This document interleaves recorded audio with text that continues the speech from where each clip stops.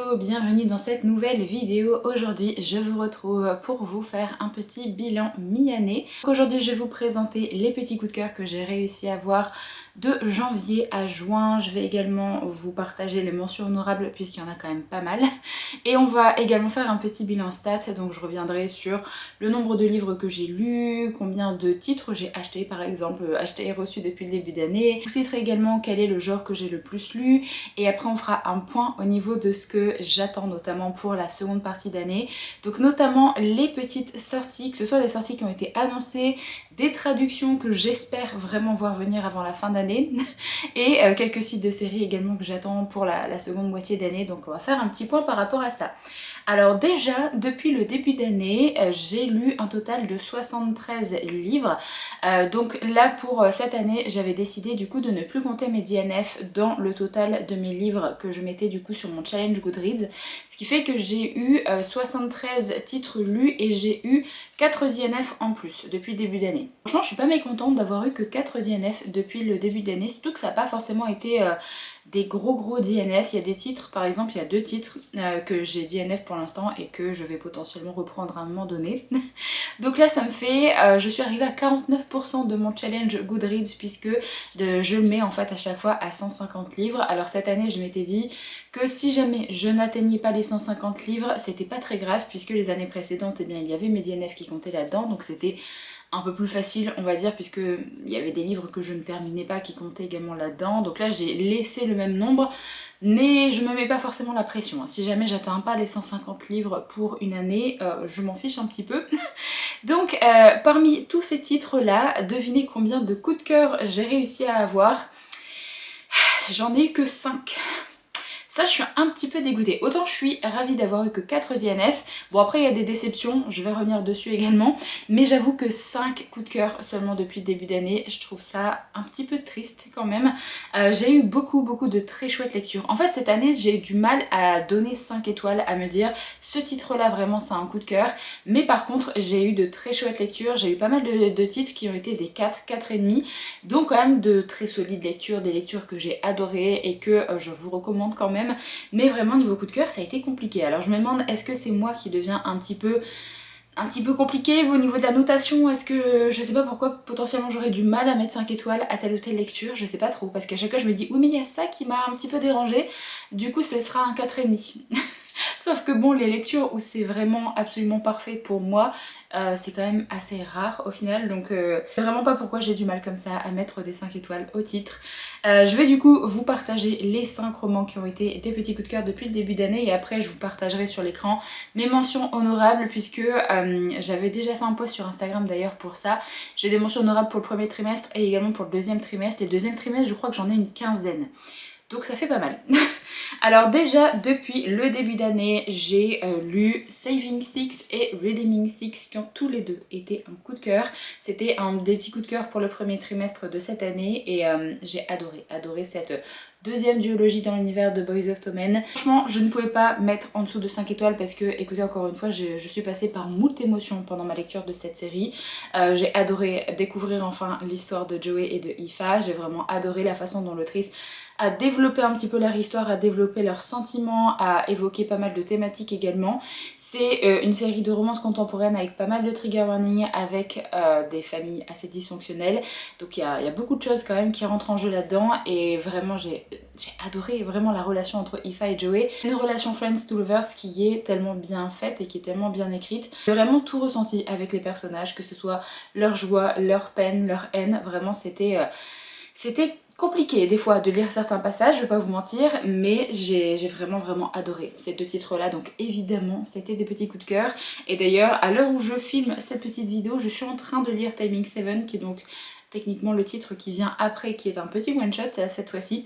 Donc je me dis potentiellement ce sera un nouveau coup de cœur, on sait jamais, puisque depuis le début de cette série, que ce soit Binding 13 ou Keeping 13, j'ai mis des 5 étoiles également de premier tome. J'ai mis 5 étoiles au tome 3 et 4 techniquement de la série Boys of Tommen, donc potentiellement ce sera le cas également, on sait jamais. Après j'ai mis également 5 étoiles à une suite de séries qui est Broken by Daylight de Elisabeth Hélène. On est sur le tome 4 de la série Beast of the Briar. J'ai adoré ce titre là puisque j'ai trouvé que en fait il y avait vraiment tout ce que j'aimais. Il y avait de l'intrigue, il y avait pas mal de péripéties, on s'ennuyait pas. Il y a eu un développement au niveau de chaque personnage qu'on suit dans la série. J'ai adoré les moments de romance également. J'ai clairement dévoré ce tome 4. J'ai trouvé que pour l'instant c'était le meilleur de la série. J'ai vraiment adoré ma lecture. Et pourtant c'était une énorme briquette de 1000 pages, même plus de 1000 pages je crois, 1100, quelque chose comme ça, oui, 1150. J'ai adoré chaque moment en fait de ce titre là. Vraiment je me suis pas ennuyée, j'ai adoré la direction qu'a pris l'intrigue.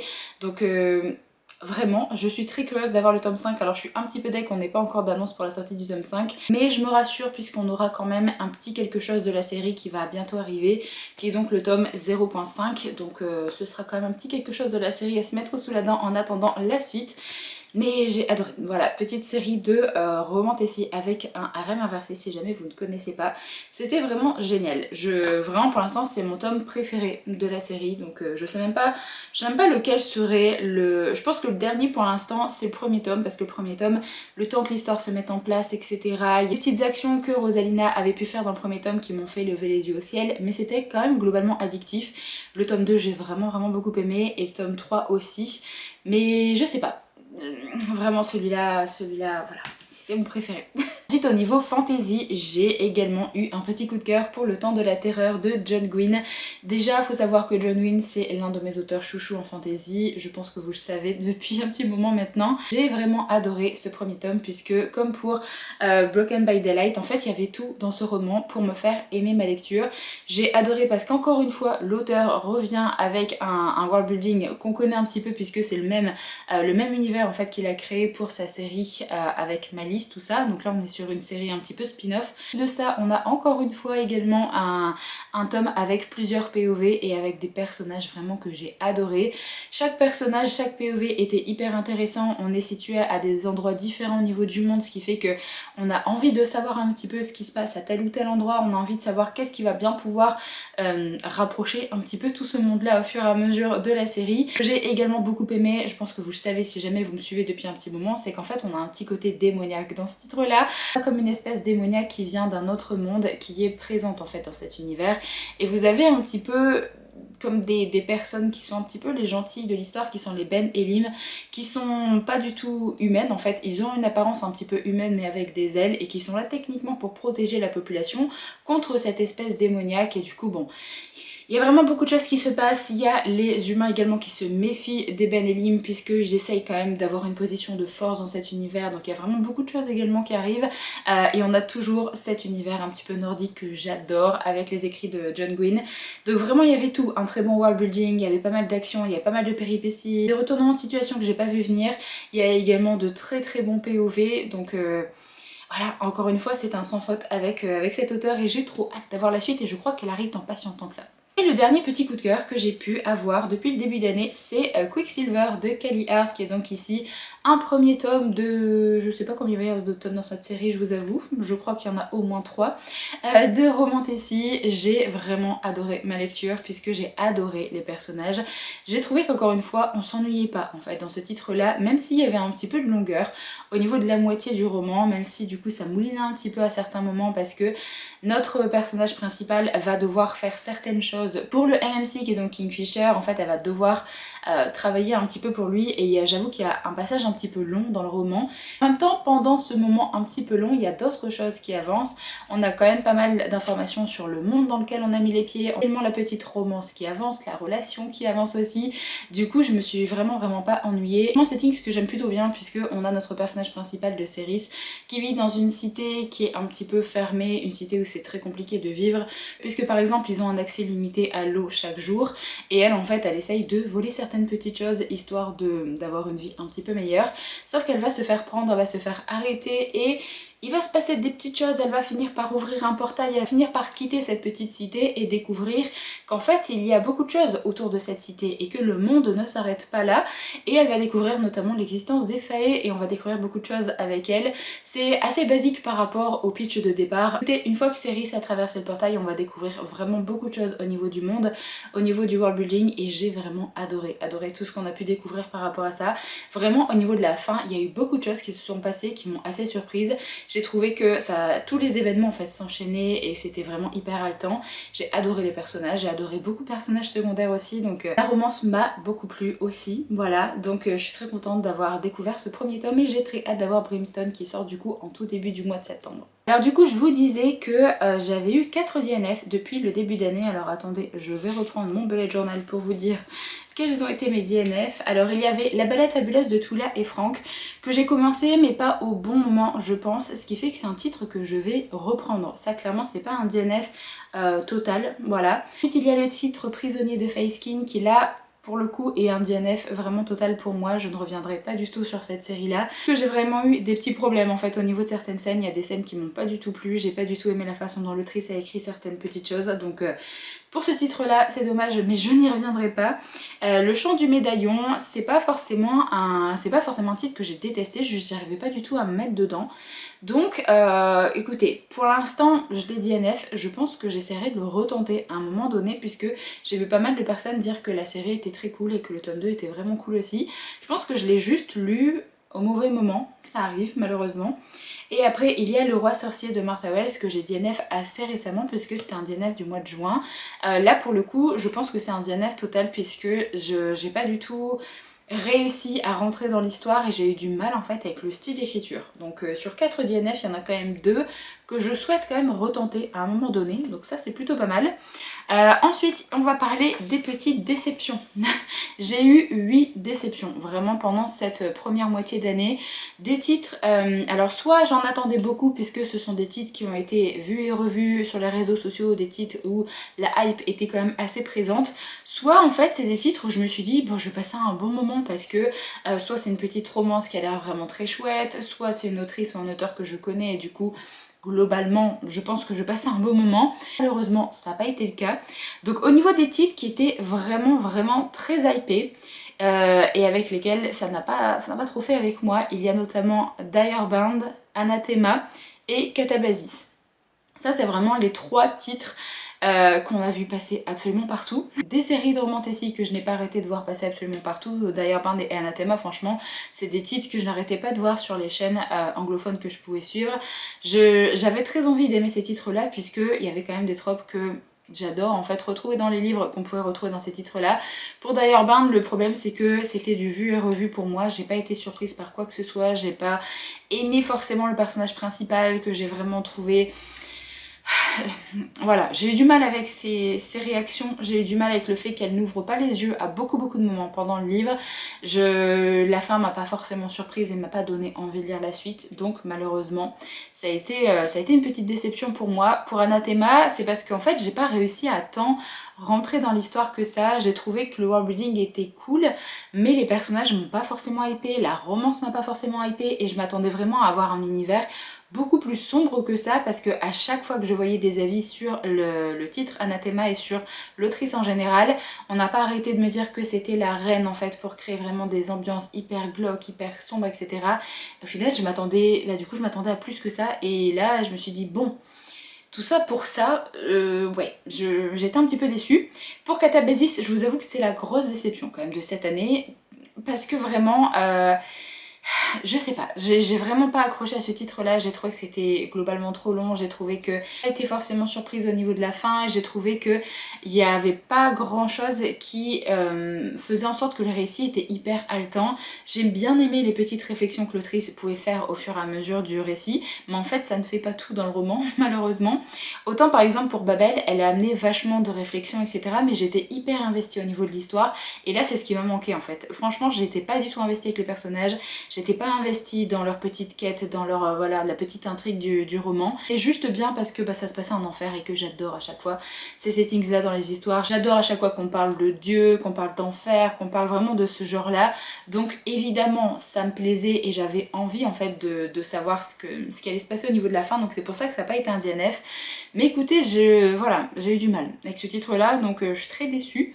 Ensuite, la petite romance qui m'a fait lever les yeux au ciel je ne sais combien de fois quand j'étais arrivée à la fin, bien évidemment, puisque c'est à la fin qu'on a le pourquoi du comment, et la fin où je me suis dit mais vraiment l'héroïne de ce titre là était horrible, voilà, je l'ai vraiment détesté. C'est le titre Tous nos étés, qui a d'ailleurs eu le droit à sa petite adaptation sur Prime Video.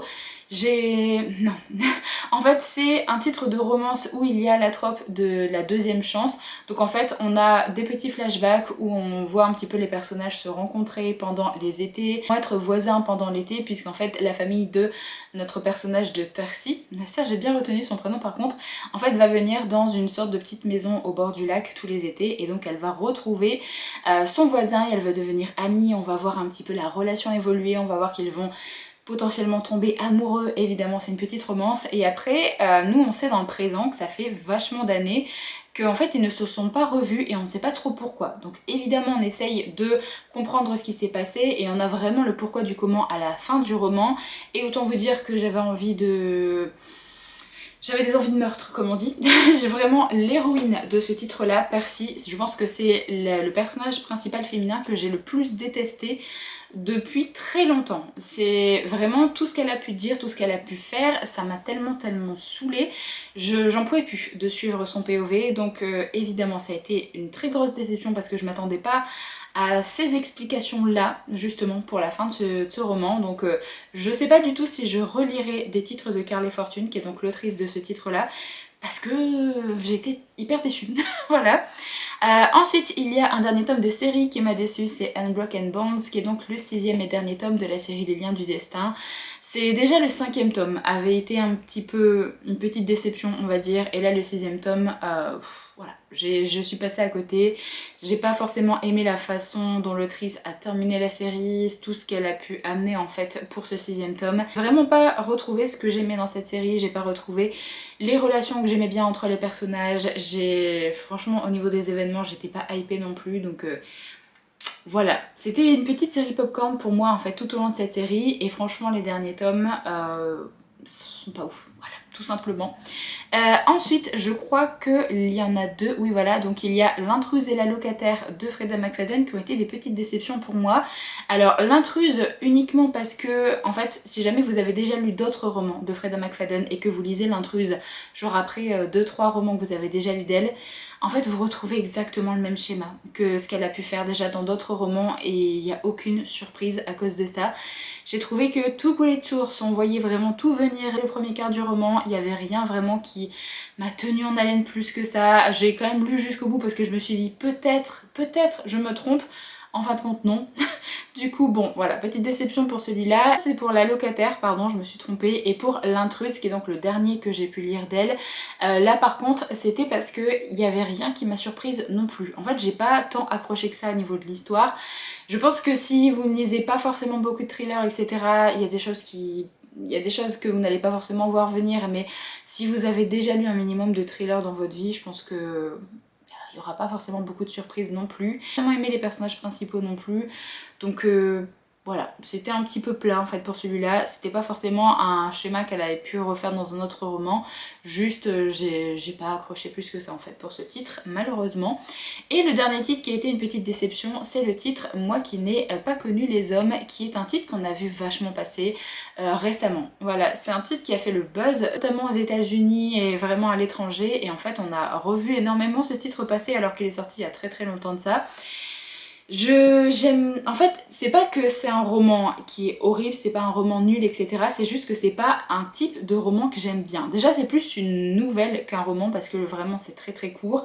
Et en fait, je n'aime pas, puisque je n'aime pas quand on me balade dans un truc où on n'a jamais vraiment d'explication à la fin. Voilà, je vais pas forcément rentrer dans les détails sinon je vais vous spoiler le roman, mais écoutez, moi il me faut il me faut des choses. Il faut vraiment des révélations, il faut vraiment que je me dise dans ma tête, ah oui, l'auteur ou l'autrice a vraiment pensé à tout et en fait on a enfin l'explication à la fin qui tient la route et là clairement on n'avait pas ça. Donc j'aime pas du tout cette façon de faire en fait dans les nouvelles, dans les romans, donc évidemment j'ai été déçue par rapport à ça.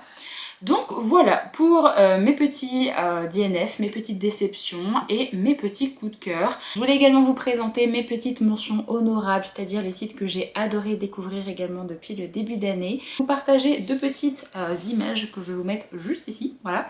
Donc ça, ce sont mes mentions honorables pour le premier trimestre. Donc pour le premier trimestre, j'ai mis How to Survive as a Villain tome 1 et tome 2, qui est donc cette série de Dan May, cette petite trilogie Dan May. Pour l'instant, il n'y a que les deux premiers tomes de sortie, que j'ai adoré, vraiment j'ai adoré cette série, j'ai adoré les personnages, j'ai adoré l'ambiance, donc évidemment ça fait partie de mes meilleures découvertes.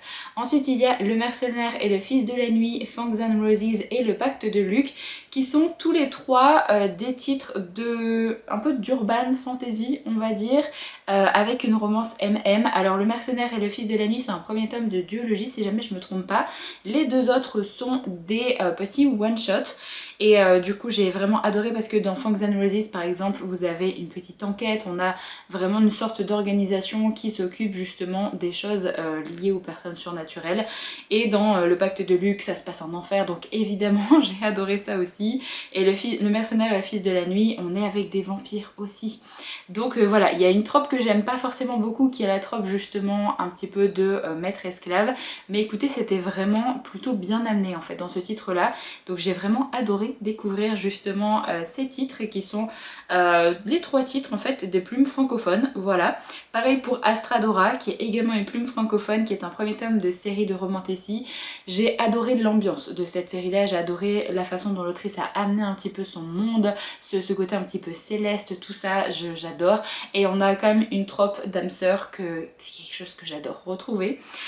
Ensuite il y a A Dance of Flies qui est un premier tome de duologie de romantécie avec un côté un petit peu politique, avec intrigue politique, intrigue de cour et avec le milieu de la danse, et c'était vraiment très cool. J'ai vraiment très hâte d'avoir le tome 2. Et Par les ailes de sang, évidemment. Évidemment, j'étais obligée de mettre ce titre-là ici, puisque j'ai vraiment adoré découvrir cette série. C'est une série qui se passe dans une académie avec des vampires, avec des dragons. J'ai vraiment adoré, voilà, ce premier tome. Et la suite se retrouve dans mes mentions honorables pour le deuxième trimestre. Donc là, pour le deuxième trimestre, j'ai noté When the Moon Hatch, évidemment. J'ai adoré ma découverte de cette série. La légende de Shen Li, c'est pas un Dan May ici, mais c'est de la fantasy chinoise que j'ai adoré découvrir. J'ai vraiment hâte d'avoir le tome 2 qui arrive dans pas si longtemps que ça, et je crois que c'est qu'une duologie, si jamais je me trompe pas. C'est une petite série, donc ça c'est cool. Arcana Academy qui était très chouette, j'ai adoré justement le système de magie et le world building que l'autrice a mis en place. Les péchés gravés dans leurs os, parce que vraiment les personnages dans ce titre-là étaient géniaux. J'ai adoré les relations entre les personnages et j'ai adoré ce setting assez sombre avec justement cette espèce un petit peu démoniaque, ce côté un peu creepy qui était amené, c'était très très cool. Alors au niveau romance, je vais les citer d'un coup. J'ai mis le tome 8 de la série Addicted avec Fuel the Fire, j'ai mis Rewind It Back, Better Than the Movies, The Deal et Not Another Love Song. J'ai adoré ces romances, je pense que c'est mes romances préférées un petit peu là depuis ce début d'année, parce que déjà des suites de séries que j'adore avec le tome 8 de la série Addicted, le dernier tome de la série Windy City, et également de très chouettes découvertes au niveau de la plume de certaines autrices, puisque Better Than the Movies, je me suis régalée au niveau de ce titre là, c'était vraiment très chouette, c'était frais, il y avait pas mal d'humour et il y avait de chouettes thématiques également qui étaient abordées. Pareil pour The Deal, j'ai adoré les personnages, j'ai adoré le côté green flag un petit peu des relations qui étaient amenées. C'est peut-être une unpopular opinion, mais The Deal c'est mon tome préféré de la série, voilà. Not Another Love Song parce que j'ai adoré le milieu justement de la musique avec cette petite romance. On continue au niveau fantasy, il y a le tome 2 de la série de Casey L. Bonds avec Where Sky Fall. J'ai adoré cette duologie, vraiment si vous voulez une petite duologie de fantasy romantasy, plutôt fantasy avec une romance en subplot, qui est très cool à lire en été puisqu'en fait on va parler de deux peuples, le peuple de la mer et le peuple de l'air, et je trouve que c'est vraiment une duologie parfaite justement pour la saison un petit peu estivale. L'héritière du feu, évidemment c'est l'un des tomes que je préfère dans la série Le Trône de Verre de Sarah J. Maas. La Vallée des Rêves de C.N. Crawford et Alex Rivers que j'ai adoré ce tome 2. J'ai encore plus aimé le tome 2 que le premier tome. C'est ici une trilogie de romantécie avec une inspiration légende arthurienne et c'était absolument génial. Vraiment le tome 2 était trop bien. Le Lien du Feu qui est donc la suite justement du titre Par les ailes de sang. Four Blood Realms que j'ai adoré, également un tome 2 de trilogie. Franchement cette année je trouve que les suites de séries, notamment dans les trilogies, je suis pas forcément déçue par les tomes 2 et ça fait plaisir vraiment de voir ça parce que vraiment il y a une époque où les tomes 2 de trilogie étaient assez plats, on n'avançait pas au niveau de l'intrigue, c'était vraiment un tome de transition et là clairement les auteurs et les autrices se sont dit c'est fini, on a envie de faire des tomes 2 vraiment très chouettes, des tomes 2 qui sont quand même haletants avec l'avancée de l'intrigue et ça fait du bien vraiment de lire ça. Et donc le dernier titre que je vous ai pas présenté c'est Great Big Beautiful Life de Emily Henry qui est donc cette petite histoire de contemporain avec une petite romance en subplot que j'ai adoré. J'ai adoré la façon dont l'autrice a justement amené cette histoire avec temporalité avec deux personnages vraiment très cool et Emily Henry et sa façon de raconter les histoires, moi je dis oui tout le temps. Alors maintenant je vais faire un petit bilan assez rapide au niveau des séries que j'ai pu commencer en fait depuis le début d'année. Je vous referai un bilan du coup sur mes séries commencées du deuxième trimestre et on fera un point ensemble pour que je puisse vous dire quelle série j'arrête, quelle série je suis à jour, quelle série j'aurais potentiellement déjà terminée, enfin voilà, on fera un point par rapport à ça. Là du coup depuis le début d'année, j'ai commencé déjà 32 séries. Parmi ces 32 séries, j'en ai terminé 3, 4 qui ont été des DNF et j'ai 22 séries où je suis à jour par rapport à la parution. Donc ça c'est plutôt pas mal. Donc en gros j'en ai que 3 où je peux encore avancer dans les séries. Je pense clairement que ça doit être par exemple Le Trône de Verre de Sarah J. Maas puisque j'ai commencé justement ma réécoute de cette série. Donc évidemment je peux la poursuivre puisque la série est terminée. Enfin voilà, c'est vraiment des séries que j'ai commencé où il y a déjà plusieurs tomes de sortie et où du coup je suis pas à jour par rapport aux parutions. Et du coup il y en a que 3 techniquement que je peux encore avancer. Voilà. Et alors parmi les séries terminées globales, en fait pas forcément les séries que j'ai commencé cette année mais les séries que j'ai pu commencer les années précédentes etc. Combien de séries j'ai pu terminer au total là cette année? Et bien écoutez, j'ai terminé 7 séries. Plutôt cool puisqu'en fait l'un de mes objectifs cette année c'est de terminer au moins une série par mois, donc ça c'est plutôt bien. Ensuite on va faire un petit point par rapport à tout ce qui est rentré dans ma bibliothèque depuis le début d'année. Donc combien de livres est-ce que j'ai acheté et reçu depuis le début d'année et parmi tout cela, qu'est-ce qui me reste encore à lire? Voilà, donc j'ai un total de 63 titres qui sont entrés dans ma bibliothèque pour les 6 premiers mois de l'année. Et j'ai déjà lu 45 de ces titres-là, donc il m'en reste 18 à lire. Donc on a déjà avancé dans le mois de juillet, que j'ai déjà pu lire des petites choses aussi, donc j'ai déjà réussi à faire baisser justement ce nombre de 18 titres à lire encore. Du coup ça va, je trouve que je pourrais faire mieux, je vais essayer de baisser un petit peu ma pile à lire encore, notamment des titres qui sont rentrés dans ma palle là cette année pour les mois de juillet et août, c'est vraiment cool. Ce qui fait que ma pile à lire au 1er juillet était de 56 titres et au 1er janvier était de 56 titres. Je n'ai absolument pas bougé au niveau de ma pile à lire, voilà.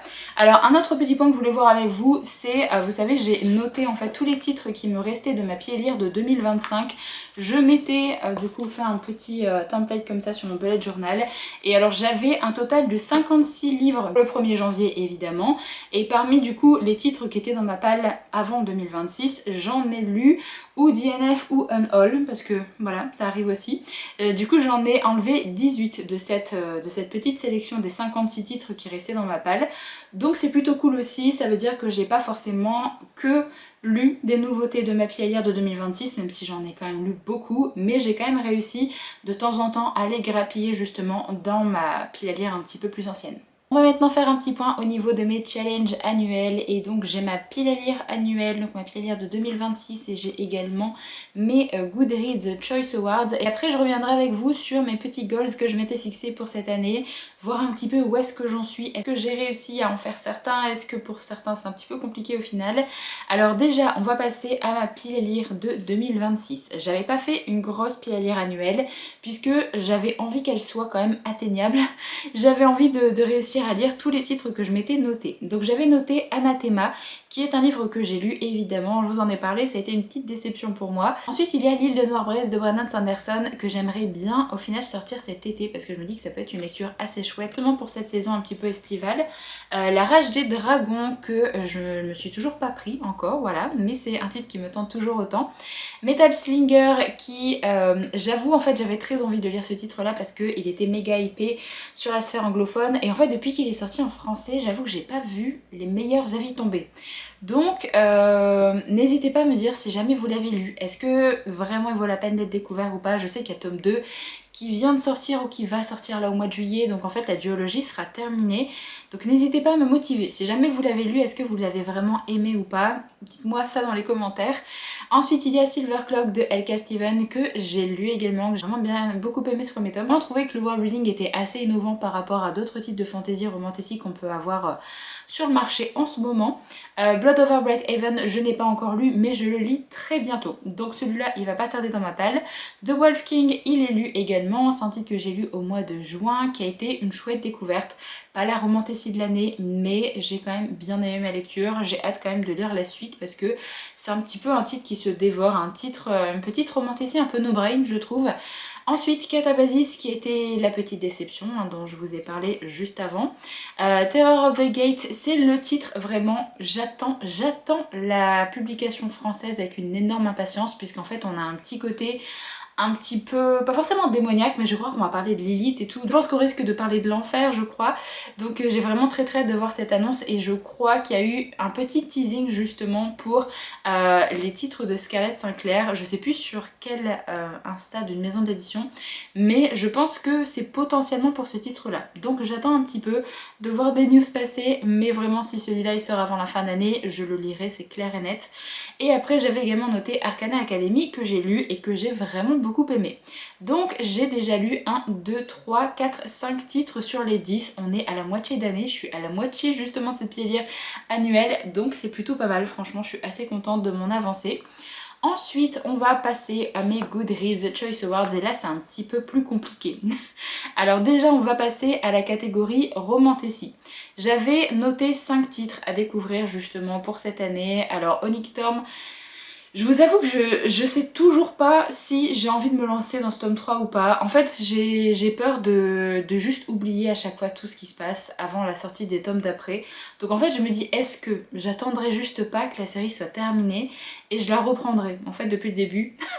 Donc vraiment pour Onyx Storm, je suis pas sûre encore de lire ce titre-là avant la fin d'année. Sauf si jamais j'ai envie de me faire une relecture des 2 premiers tomes et d'enchaîner sur le tome 3, je sais pas trop. Juste pas envie de louper en fait les infos à chaque fois qu'il y a la sortie d'un tome parce que j'ai pas forcément une très bonne mémoire, donc je vais peut-être attendre avec cette série. Alors Mate de Ali Hazelwood, il sort en français au mois de juillet, non août, il sort au mois d'août je crois.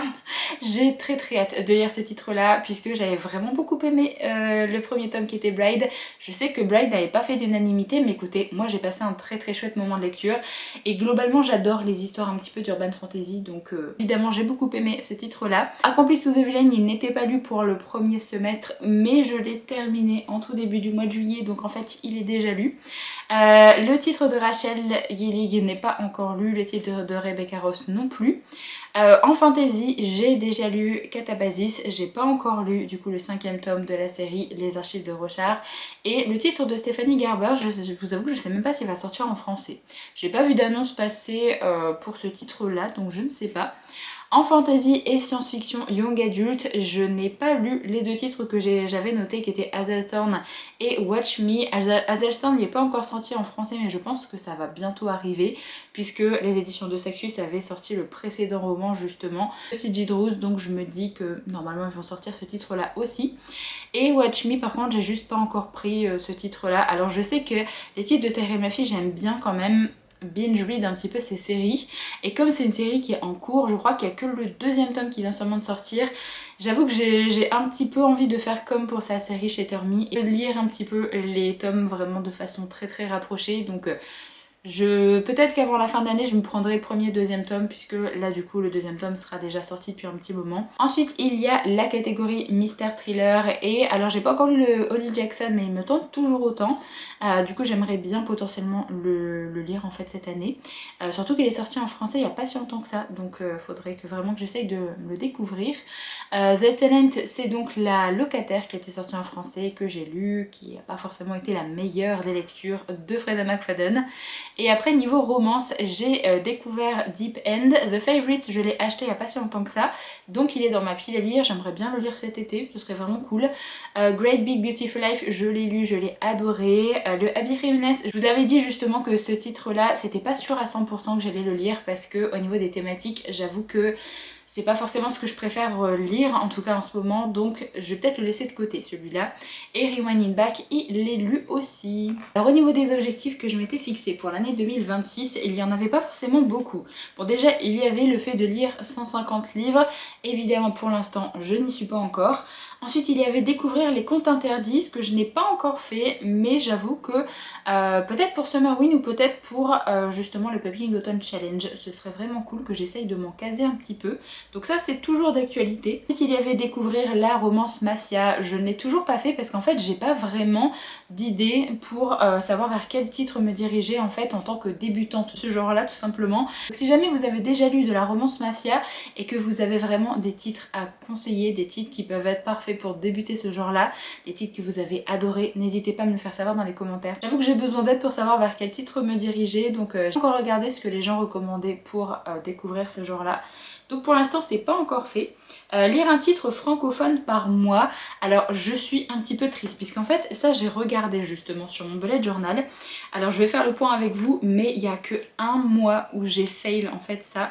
Alors au mois de janvier j'avais réussi à lire Le Pacte de Luc de Isabelle Leste-Plume et je crois que c'est tout pour le mois de janvier, il n'y en avait qu'un seul. Au mois de février j'ai découvert Moi qui n'ai pas connu les hommes, j'ai également découvert Fangs and Roses et Astradora, donc ça faisait 3 titres en français, voilà. Ensuite au mois de mars j'avais lu Le Royaume des Brumes, donc au mois de mars aussi, et Le Mercenaire et le Fils de la Nuit, donc 2 titres en français. Au mois d'avril, j'avais lu La Révolte de la Reine de Morgane Moncombe, donc c'était un titre en français aussi. Du coup c'est le mois d'après où je n'ai pas lu 2 titres en français. Donc ça c'est un petit peu dommage. J'ai pas lu de titre en français au mois de mai, donc il n'y a que pour le mois de mai où je me suis un petit peu fail pour ce challenge, donc c'est vraiment dommage puisque au mois de juin j'ai relu en fait des titres en français puisque j'ai lu Café et Dragon, j'ai également lu La Cavalière de l'Ombre. Du coup j'ai lu 2 titres en français. Donc il n'y a que un seul mois où j'ai fail ce petit challenge et c'est vraiment dommage. Après il y a des mois où j'ai lu par exemple 2 ou 3 titres en français donc ça rattrape un petit peu. J'avoue que dans ma wishlist j'ai beaucoup de titres francophones donc pour la fin d'année je pense que je ne galérerai pas en fait à faire ce petit objectif là parce que clairement il y a beaucoup de titres francophones je trouve qui ont l'air hyper cool. Ensuite j'avais noté terminer une série par mois et ça j'ai réussi à le faire puisque pour l'instant j'ai terminé au moins une série par mois, même si pour certains mois j'en ai terminé plusieurs il me semble. En janvier j'ai lu L'Orchidée de sang, ça m'a permis de terminer une petite duologie. En février du coup j'ai lu le tome 3 et 4 de la série Boys of Tommen qui était donc cette petite duologie aussi. Au mois de mars j'ai terminé la série The Scum Villain Self-Saving System. Au mois d'avril la série Where Skies Fall et Windy City aussi. Au mois de mai c'était la série Off Campus et au mois de juin c'était la série Les Liens du Destin. Voilà, donc pas mal de petites séries terminées, donc ça c'est cool. Ensuite j'avais terminé Throne of Glass, donc la série Le Trône de Verre de Sarah J. Maas. Et bien écoutez, j'ai quand même bien avancé dans ma relecture des premiers tomes de la série puisque j'ai découvert du coup la petite préquelle que je n'avais jamais découvert, donc ça c'est fait. Et j'ai écouté en audio le tome 1, 2 et 3. Il me reste les tomes 4, 5, 6 et 7. Donc pour la deuxième moitié d'année, il me reste 4 tomes à découvrir pour essayer d'enfin terminer la série Le Trône de Verre. Je vais essayer de vraiment m'y tenir puisque j'ai très envie d'enfin savoir un petit peu comment cette série va se terminer. Et après, le dernier objectif que je m'étais fixé, c'était de lire plus de fantaisie asiatique. Et alors, c'est plutôt une réussite, en tout cas là pour ce début d'année, puisque déjà j'ai découvert les Danmei. Donc évidemment, j'ai découvert pas mal de titres de fantaisie chinoise en fait là, depuis le début d'année. Donc si jamais je reprends un petit peu mes lectures de fantasy un petit peu asiatique, il y avait L'Orchidée de sang de Scum Villain Self-Saving System tome 1, tome 2. Il y a également How to Survive at the Villain le tome 1. Au mois de février, il y avait How to Survive at the Villain le tome 2. Donc vraiment beaucoup de Danmei qui m'ont permis de tenir un petit peu cet objectif-là. Au mois de mars, est-ce que j'en ai lu The Scum Villain Self-Saving System tome 3. Voilà. Donc j'ai quand même continué à découvrir un petit peu de fantaisie asiatique. Au mois d'avril, il y a Four Rune Realms qui est donc inspiré, je crois que c'est de la mythologie coréenne si jamais je me trompe pas. Mais est-ce que j'en ai il y a Korea Monster Agency qui est donc également inspiré justement du folklore coréen. Il y avait La légende de Shen Li également. Et au mois de juin, pour terminer, est-ce que j'ai réussi à en lire? Je crois que oui, puisqu'en fait j'ai lu un Danmei au mois de juin. Il y a Dingai Fusheng Records, également permis de découvrir une nouvelle série de Danmei. Donc voilà, pour cet objectif-là, pour l'instant, je m'en sors plutôt bien. Alors après, j'aimerais bien découvrir un petit peu d'autres genres, parce que là, j'avoue que j'ai fait quand même une petite fixation sur les Danmei depuis le début d'année, puisque j'en ai lu 6 quand même, sachant que j'ai découvert ce genre-là cette année, mais en même temps... Voilà, j'ai découvert ce genre-là, j'avais très envie justement de découvrir plein de séries et tout, donc c'était un petit peu la hype de cette découverte de ce genre-là, puisque j'aime beaucoup, du coup j'ai très envie d'en lire davantage. Mais j'avoue que j'aimerais bien également lire d'autres choses au niveau de fantaisie asiatique en général. Il y a de la fantaisie d'inspiration indienne qui me tente bien, j'ai plusieurs titres d'ailleurs dans ma wishlist qui me tentent bien, qui ont cette inspiration-là. Il faut vraiment que je diversifie un petit peu, que j'arrête un petit peu ma fixation comme ça sur les Danmei, même si j'avoue que ça va pas s'arranger, puisque il y a quand même plusieurs titres qui vont bientôt sortir et qui vont sortir pour la deuxième moitié d'année que j'ai très envie de lire et qui sont encore de Danmei. Voilà. Alors je venais de mettre pause ma caméra puisque elle est en train de surchauffer encore avec cette chaleur évidemment. Et en fait on venait de parler justement du titre de Scarlett Sinclair. Je vous avais dit voilà, j'attends la traduction, j'avais vu des petits teasings mais je savais plus vraiment quelle maison d'édition avait teasé justement un titre de Scarlett Sinclair. Et bien écoutez, j'ouvre Instagram pour scroller un petit peu et là je tombe sur une annonce de Chatterley qui annonce du coup le titre Terror at the Gate de Scarlett Sinclair pour le 1er octobre 2026. Donc je suis trop contente. Voilà, je suis vraiment très contente de voir que ça arrive enfin en français. Donc là on nous marque, elle est le commencement et la fin, elle est la paix et le chaos, elle est la terreur qui frappe à la porte, vas-tu survivre à ce nouvel univers?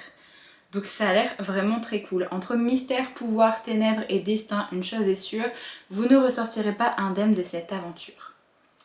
Ça a l'air trop bien, j'ai très hâte d'enfin le lire, donc je vais pouvoir le découvrir et avancer dans ma pile à lire de 2026 du coup. On va maintenant faire un petit point au niveau des genres que j'ai pu découvrir là depuis le début d'année. Alors j'ai découvert 25 titres de romance, 27 titres de romantasy. C'est le genre que j'ai le plus lu là depuis le début d'année. 6 Danmei, voilà, déjà ma découverte de Danmei là depuis ce début d'année, j'en ai déjà lu 6. 2 thrillers, 11 titres de fantasy, un titre de SF et un titre de contemporain. Voilà, donc j'ai lu pas mal de genres différents, même si bah du coup mon trio de tête c'est romantasy, romance et fantasy.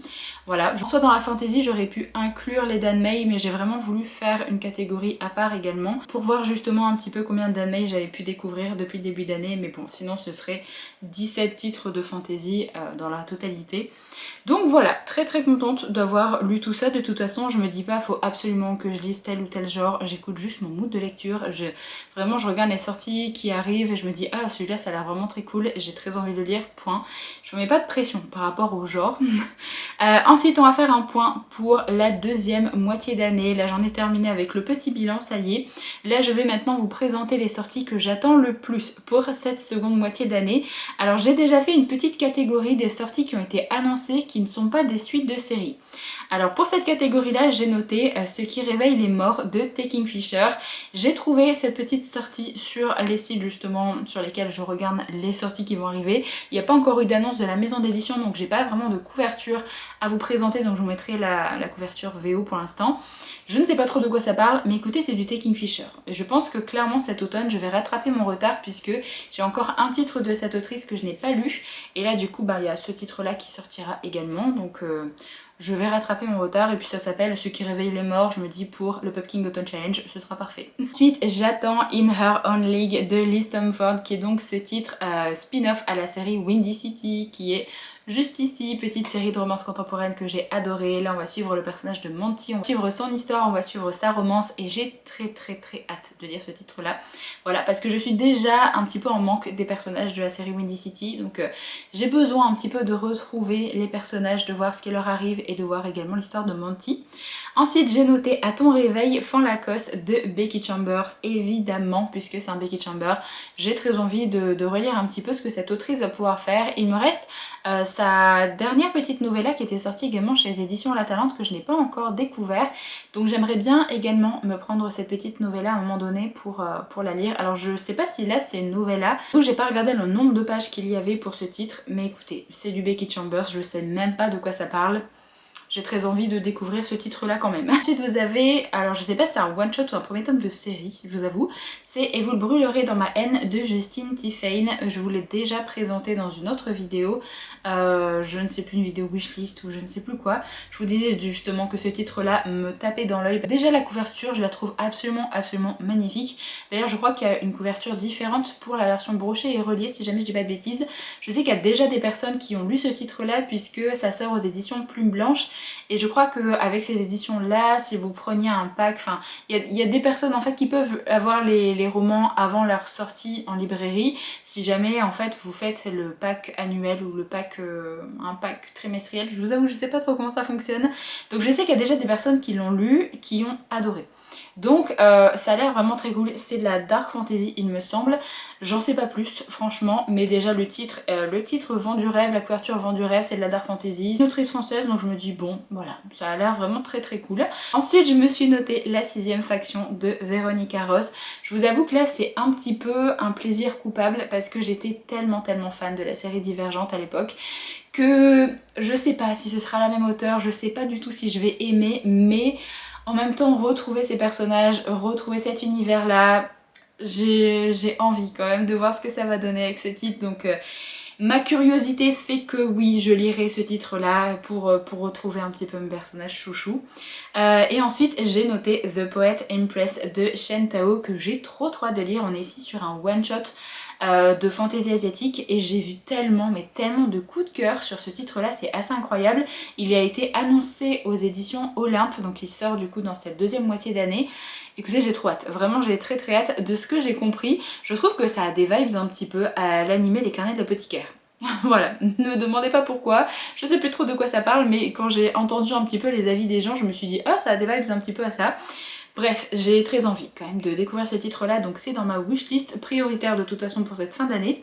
Ensuite, des titres où j'aimerais bien vraiment qu'on ait une traduction d'annoncé et que potentiellement ça sort d'ici la fin d'année. Il y a notamment le nouveau titre de Kylie Lee Baker qui est donc Japanese Gothic. On a eu la petite duologie que j'ai découvert et que j'ai vraiment beaucoup aimé qui était L'Alchimiste Écarlate. J'ai lu le deuxième tome justement au mois de janvier, ça m'a permis de terminer cette petite duologie. J'ai vraiment beaucoup aimé cette duologie là, donc j'aimerais bien que son prochain roman soit publié également en français. Et également The Last Contract of Isako de Fandali qui est l'autrice de La Cité de Jade, donc évidemment j'ai très envie de lire ce titre là. Je crois qu'ici qu'on est sur un one shot SF si jamais je me trompe pas, ça a l'air très cool. Écoutez je lirai absolument tout ce que Fandali va pouvoir faire, j'ai encore l'un de ses titres dans ma pile à lire, mais vraiment j'ai très envie de voir une publication de ce roman. Owl City de Kate Golden, puisque je crois qu'on a des créatures démoniaques, ou il y a des démons en fait dans l'histoire et ça a l'air vraiment très cool et j'ai vu de très bons avis tomber sur ce titre là. Verity Guild de Makerland, je me dis qu'une fois que sa trilogie justement de Five Broken Blades sera finie d'être traduite en français, potentiellement on aura la sortie de ce titre là qui a l'air vraiment très cool. J'avoue que j'aime tellement en fait sa série Five Broken Blades, là j'ai lu les 2 premiers tomes, je suis dans l'attente du tome 3 que en fait je fais juste confiance à l'autrice et j'ai envie de lire absolument tout ce qu'elle va pouvoir faire, donc voilà, je me le suis noté également, j'attends une potentielle traduction de ce titre là, peut-être chez Olympe également, on sait jamais. Et après j'ai également noté Starside de Alex Astor. Alors je n'ai jamais découvert cette autrice, je vous avoue que je sais pas du tout si cette autrice serait faite pour moi ou pas, mais j'ai vu de très bons avis tomber sur ce premier tome de Romantasy, Romantasy adulte il me semble. Potentiellement je pense que ça sera traduit chez Lumen parce que ces autres romans étaient traduits justement dans cette maison d'édition là. Donc écoutez, on verra bien si jamais c'est le cas ou pas. Et alors pour terminer, j'ai 4 petites suites de séries à vous citer pour vraiment la suite de séries que j'attends le plus pour la seconde moitié d'année. année. Alors évidemment il y en a d'autres, peut-être qu'il y en a qui n'ont pas encore été annoncés. Là je vais vous présenter uniquement ceux qui ont été annoncés par les maisons d'édition, mais j'espère quand même qu'il y en aura d'autres, qu'on aura quand même des suites de séries que j'attends vraiment avec beaucoup d'impatience. Donc d'ailleurs il y en a 5, parce qu'il y en a une que j'ai vue justement hier ou avant-hier sur les réseaux, et je suis allée vérifier l'information et c'était vrai, qui est donc le tome 1, 2, 3, 4, 5, 6 du coup, de la série Boys of Tommen, qui est, je ne sais plus comment il s'appelle, je vais mettre l'image juste ici, voilà, qui est du coup le dernier qui est sorti en VO. Je crois qu'il arrive cette année également, qu'il est prévu pour octobre ou novembre, donc déjà très hâte. Je vais préparer mon petit cœur à souffrir pour ce titre là, puisqu'apparemment c'est celui qui est le plus compliqué à lire, celui qui a beaucoup de trigger warning, donc j'ai déjà hâte de le lire quand même. Ensuite il y a le tome 3 de la série La Guerre des Ombres de Isabelle Lozac. Sa sortie a été un petit peu repoussée et là normalement ça a été annoncé pour début septembre. J'ai très hâte d'enfin découvrir la fin de cette série. C'est vraiment une autrice que j'adore. J'ai découvert du coup cette série là, et j'ai découvert également le Pacte de Luc de cette même autrice, et j'ai très hâte déjà de lire d'autres petites choses. Je sais qu'elle a fait également des titres en autopublication, et j'ai très hâte du coup de me les prendre à un moment donné pour les découvrir, parce qu'il y a pas mal de ces titres qui me tentent vraiment beaucoup. Ensuite évidemment il y a la suite de Quicksilver avec Brimstone. Évidemment je me suis noté cette suite. J'ai très hâte de voir ce que ça va donner avec ce tome 2. J'espère que ce sera également un petit coup de cœur comme pour le premier tome, je vous avoue. J'ai également noté le tome 0.5 de Beast of the Briar. Je vous avoue que j'espère, je croise les doigts, qu'on ait une annonce quand même pour le tome 5 également, potentiellement cette année. Mais là écoutez, on a juste l'annonce du tome 0.5, mais peut-être qu'avant le mois de décembre, je me dis il y a encore du temps, il y a moyen quand même qu'on ait également la sortie du tome 5. Donc je regarde à chaque fois les petites annonces de Chatterley, histoire de voir si on va la voir ou pas. Et après, alors évidemment, il y a le tome 6 de la série ACOTAR. Alors je suis très contente du coup que ça sorte quasiment en simultané par rapport à la VO, mais par contre, vraiment c'est le nombre d'éditions différentes qu'on aura eu avec tous les titres de Sarah J. Maas, c'est assez incroyable. Vraiment, que ce soit la série Le Trône de Verre, que ce soit la série ACOTAR, etc. Franchement, moi je vous le dis clairement, flemme de racheter les nouvelles couvertures. Ou si ça matche pas, j'en aurai absolument rien à faire. Et de toute façon, je sais même pas si je vais lire le tome 6 directement là cette année, puisqu'en fait j'ai très envie de finir ma relecture et ma découverte justement de la fin de la série Le Trône de Verre, et j'ai potentiellement envie de faire une relecture également de ACOTAR. Crescent City, je vous avoue que pour l'instant je ne sais pas encore si je vais faire une relecture ou pas, on verra bien, peut-être, mais je vais pas forcément être au taquet pour la sortie du tome 6, je pense pas que ce sera un titre vraiment, je vais aller me le chercher en librairie, je vais le démarrer directement. Je pense pas que ce sera le cas, mais je suis quand même très contente du coup d'avoir la publication de ce tome 6. Si jamais je suis à jour, écoutez, dans mes relectures, dans tout ce que je voulais faire avant, peut-être que je lirai le tome 6 au moment de sa publication, on verra bien. Je sais plus du tout quel mois il doit sortir, si c'est au mois de novembre il me semble. Ça me laisse encore un petit peu de temps de lecture pour avancer justement dans la série Le Trône de Verre et potentiellement faire une réécoute de ACOTAR. Peut-être que j'essaierai également de faire une réécoute audio de ACOTAR, parce que apparemment les audios sont très cool aussi. Donc on verra bien, écoutez, mais c'est vraiment des suites de séries là qui me tentent vraiment beaucoup. Alors après j'ai vu des petites choses, mais il n'y a pas eu d'annonce encore de la maison d'édition, notamment possiblement la suite de la série de John Gwynne, donc Le Temps de la Terreur. Normalement on est censé avoir le tome 2 également là très bientôt normalement, donc j'attends l'annonce officielle justement de la part de la maison d'édition. Donc voilà, pas mal de suites de séries qui me tentent énormément. J'ai également très envie de lire le tome 3 de la série How to Survive at the Villain. J'ai également La Légende de Shenley le tome 2 que j'attends, mais vraiment si je commence à vous citer toutes les suites de séries que j'attends et qui vont normalement sortir cette année, je pense qu'on n'a pas fini pour cette vidéo. Parce que déjà rien que quand je regarde ici, il y a A Dance of Lies, je ne sais pas si on va l'avoir cette année, mais j'aimerais bien. En fait c'est sorti en VO en ce début d'année, donc je me dis potentiellement. Astradora, potentiellement on aurait la suite également cette année. On ne sait jamais. La petite série de Eliza Reign également, je pense que ça va... Si, je crois que ça a été annoncé d'ailleurs sur les réseaux des éditions Bookmark, parce qu'on a eu le cover reveal. Il y a également le 3e et dernier tome de la série de C.N. Crawford, donc il y a vraiment beaucoup de suites de séries que j'attends. Donc voilà, on va être servi et je suis très contente puisque c'est des séries que j'adore, donc moi je suis toujours très contente de l'annonce des suites de séries. Franchement, vu le nombre de séries qui étaient arrêtées en fait en cours de publication il y a des années de ça, je suis quand même très contente contente à chaque fois de voir justement l'annonce des suites de séries arriver parce que j'ai toujours une petite appréhension, surtout vu les climats actuels au niveau justement des librairies, au niveau des maisons d'édition. Donc j'ai une petite appréhension, je me dis est-ce qu'on aura vraiment toutes les suites de séries qu'on est censé avoir? Voilà, j'ai un petit peu peur par rapport à ça. Bon voilà pour ce long bilan mi-année, j'ai quand même bien parlé dans cette vidéo, donc j'espère que vous n'avez pas trouvé cette vidéo trop longue quand même. N'hésitez pas à me dire dans les commentaires quelles ont été vos meilleures lectures de ce premier semestre, est-ce que vous avez eu des coups de cœur, est-ce qu'il y a vraiment des titres qui ont été des grosses déceptions. N'hésitez pas à me faire également votre propre petit bilan dans les commentaires, à me dire également potentiellement quel titre vous attendez absolument en sortie justement pour cette deuxième moitié d'année. Si jamais vous voulez me laisser un petit emoji pour marquer votre passage par ici, eh bien écoutez, n'hésitez pas à me mettre des emojis en rapport avec des coups de cœur, donc n'importe quelle couleur de cœur, ou en rapport avec des stats, donc des petits graphiques, ce genre de choses, ça peut être pas mal. Bon moi du coup je vous laisse ici pour cette vidéo, j'espère vraiment qu'elle vous a plu. Je vous retrouve très vite pour une prochaine, donc en attendant, prenez soin de vous.